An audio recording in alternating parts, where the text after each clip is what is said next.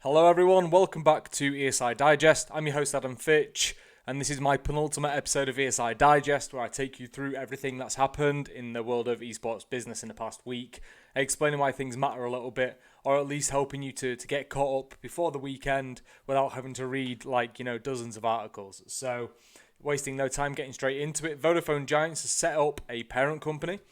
So the Spanish organisation has launched Good Game Group, which will house all of its initiatives, which includes three verticals, which are organisations, so teams competing, media, and products. So as I say, Giants Gaming is the actual name of the organisation, but through a naming rights deal with Vodafone, they're called Vodafone Giants, and they acquired Existence earlier this year, I think in June or July.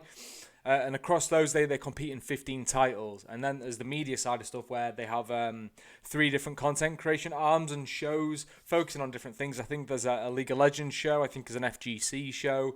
And there's another one as well, Spanish language. So, I'm not going to be too up to date on those. And then products as well. So it'll create, gaming chairs, mice, keyboards, mouse mats, all those kind of things. So basically creating more revenue streams for the organisation, the company as a whole, which will hopefully offset some of the costs that come along with competing, because I think it's pretty clear at this point that it's not too fruitful, especially in terms of profit, to just be competing. You have to set up these different arms and different ventures. If you look at like Rect Global, which we will get to later on, or what Infinite Esports and Entertainment tried to do around Optic Gaming and TSM with the streamers, that's how that's apparently profitable, so on and so forth. So Good Game Group, something to look forward to, something to keep an eye on, and I imagine this won't be the last of what we hear of them. I think there'll be more announcements soon, with a training facility being built, I believe, in Malaga in Spain, and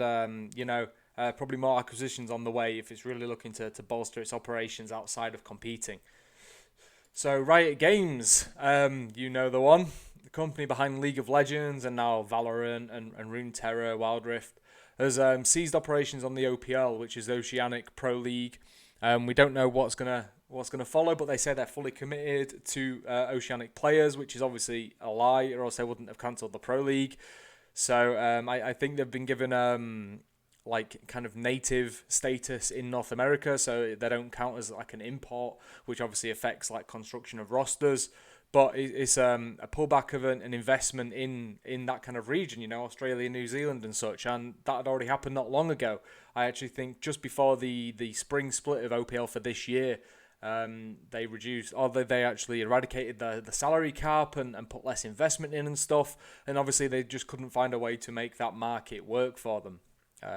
Which is obviously a shame, and as now there's probably like 60 players and all supporting staff, event staff as well, that'll be looking elsewhere to try and find some sort of living now that the kind of rug's been pulled from under the feet, really.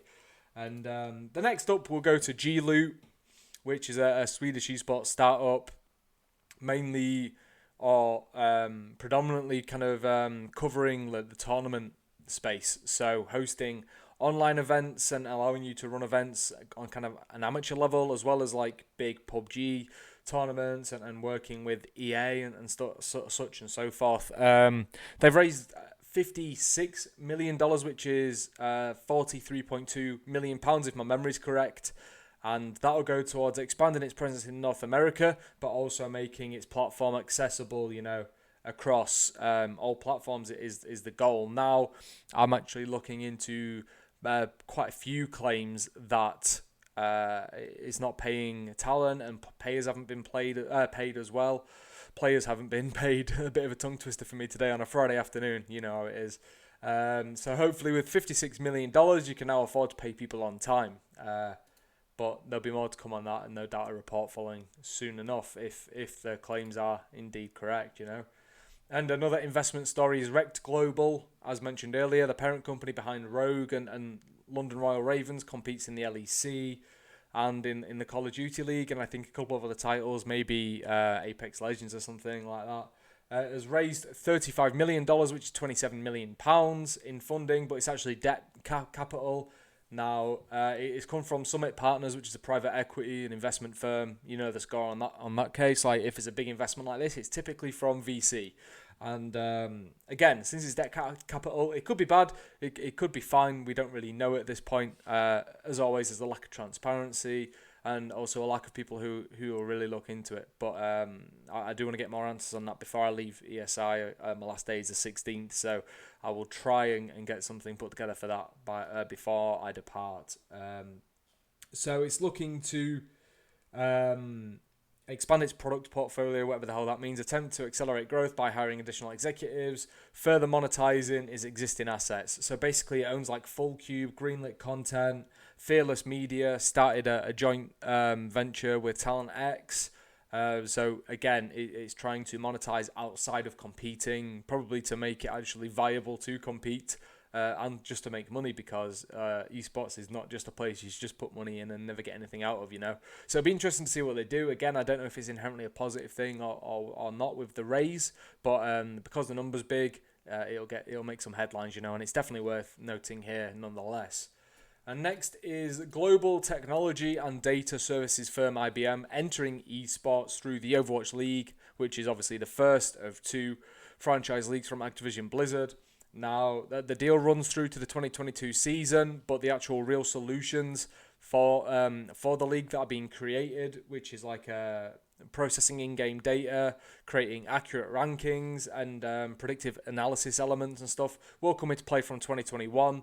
Though the deal is being debuted, I guess, or kicked off with the grand finals of season 3, which are going on this coming weekend. So it's a decent time to announce things when there's more eyeballs on Overwatch League than almost ever at this point, because it's kind of falling off of a cliff. But IBM getting into esports is obviously no small thing. It's a big deal, and hence why I've mentioned it here. And we'll just have to wait and see how things go, whether it'll kind of be like SAP with Dota 2, SAP with Dota 2, or not. We don't know yet, but or Weaver is also doing kind of analytical predicting type things as well. So we'll have to see how that goes from 2021, I guess, whenever the hell it launches. That is the Overwatch League Season 4.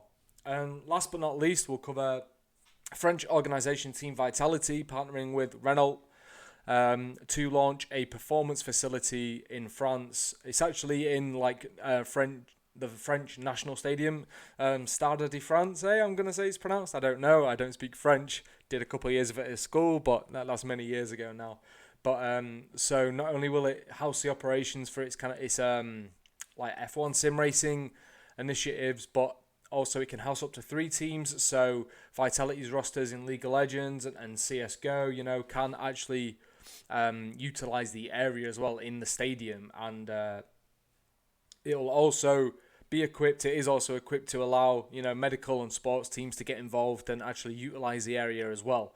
So as well as the V-Hive, which is the headquarters of Team Vitality, it's now got a stadium-based, obviously a huge stadium. It's got a stadium-based facility as well in partnership with Renault, which to me it sounds a pretty big deal, though I haven't seen too many people speaking about it. But I guess it's more function over flattery or trying to make headlines with this particular move. But nonetheless, I do think it's an exciting thing, and Vitality are slowly but surely and steadily bolstering things and really solidifying itself as France's esports organisation, much like Astralis in Denmark, And that's everything. So wrapping up my penultimate episode of ESI Digest.